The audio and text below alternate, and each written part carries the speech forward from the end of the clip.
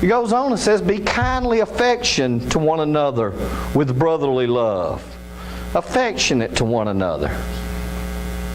In honor, preferring one another. That means putting their needs ahead of your needs. Do we do that as Christians? Not near about as much as we should. Not slothful in business. What's slothful mean? Lazy, lagging in diligence. Several different translations probably got several different things. Not slothful in business. That means not dragging around at work. When you go to work, go to work. When you get paid by the hour, we've talked about it on Wednesday night. Man's paying you for 1 hour's work, give him 1 hour's work. Not going and seeing what you can get away with. Not slothful in business. Fervent in spirit. Fervent. What's your definition of fervent? What you got? Say it. Intense. Overflowing. Fervent in spirit. As you can realize, I'm sort of migrating more to a teaching versus a preaching tonight. So just be prepared to talk.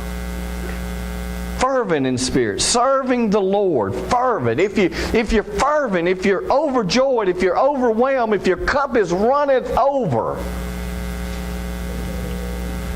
it's not a hassle to serve the Lord. It becomes a privilege to serve the Lord. Earlier on, and I know one time I was trying to recall this verse and my mind got cluttered up. And in chapter 12 and 1 says, I beseech you therefore, brethren, by the mercies of God, that ye present your bodies a living sacrifice, holy, acceptable unto God, which is your reasonable service. And I had a mind block that night and I couldn't call it. And I think Carol probably finally got me straightened out in the middle of the road because I couldn't bring up what I was trying to say. It's your reasonable service. You know, Jason, I have no right when the time comes, which I've done told you, there's not going to be any talking. There's not going to be any talking at the end of this thing. It's not going to be where you're going to stand up and Jesus said, okay, what you got to say for yourself, Tracy? And you get to defend yourself like a court. It's not going to happen. It's over with. The deal is done, Roger. But reasonable service. I have no right. I don't get to stand up, Carol, and say, but Lord, look at me. I preached. I pastored. I came to church 3 times a week. I did this. I did that. I suffered. No. This is, to me, this is my reasonable service. This is my rational service. This is, in my eyes, this is the least I can do. My reasonable. Present your bodies a holy sacrifice. What if we did that?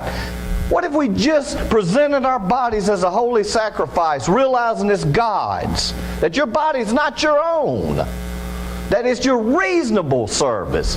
It's nothing's fancy. You don't get an award for doing reasonable service. That'd be like Chris going and delivering a load of fuel tomorrow and coming home and calling his boss and says, guess what? I delivered a load of fuel and I didn't wreck the truck and blow up nobody. Give me a medal.